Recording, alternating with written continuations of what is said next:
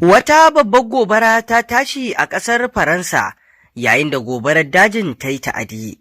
Masu kashe gobara na ƙoƙarin shawo kan wutar dajin da ta bazu a sassan ƙasar ta Faransa, ƙasar Emmanuel Macron.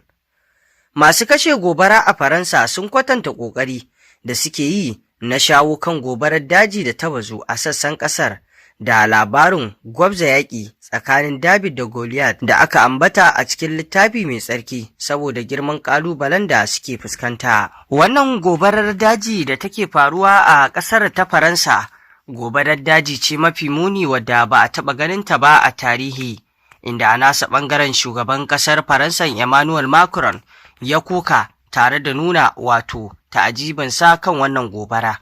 Inda ya ce gobara ce mafi muni wadda ba su taɓa ganin irinta ba, domin suna ta ƙoƙari wajen shawo kan al'amarin da kuma daƙile gobarar tana ta ɓulla inda ba a yi tunani ba.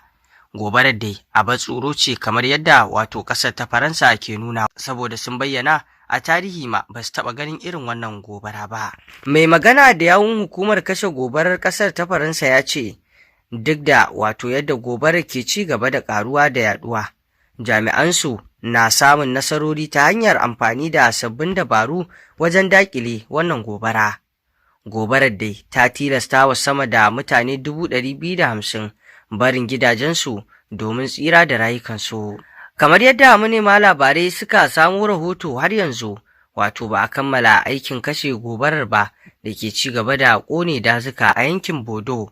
Wani jami'in kashe gobara ya bayyana cewa har yanzu lamarin na da matuƙar tsanani a yankin Gironde da wasu wurare a kudancin Faransa, inda jami'an ke ci gaba da fafatawa da gobarar. A makwabciyar ƙasar Sifaniya ma ana ci gaba da fama da gobarar daji. Firaministan ƙasar Pedro Sanchez ya ce ma'aikatan agaji da masu kashe gobara na aiki ba dare ba rana a yankuna 8 da gobarar tafi kamari domin kashe ta. To a ɗaya rahoton kuwa shugaban ƙasar nan ta Ukraine Zelensky ya gode wa Donald Trump shugaban ƙasar Amurka kan goyon bayan da Amurka ke bawa Ukraine. Shugaba Zelensky na Ukraine ya gode wa shugaba Trump kan abin da ya kira cikakken goyon bayan Amurka bayan ganawar da suka yi a fadar White House. Ya wallafa saƙo a shafinsa na sada zumunta kan cewa sun tattauna kan lasisin Ukraine na ƙera makamai masu linzami da sauran dabarun yaƙi da Rasha. Shi ma Firaministan Isra'ila Benjamin Netanyahu da ya isa fadar White House jim kaɗan bayan tafiyar Zelensky, wannan karo an yi tattaunawar a cikin sirri, ba kamar wadda aka saba yi ba a shekarar da ta gabata a Oval Office, wanda ya janyo cece-kuce. Alamu sun nuna Zelensky ya ji daɗin ganawarsa da ya fito cikin farin ciki.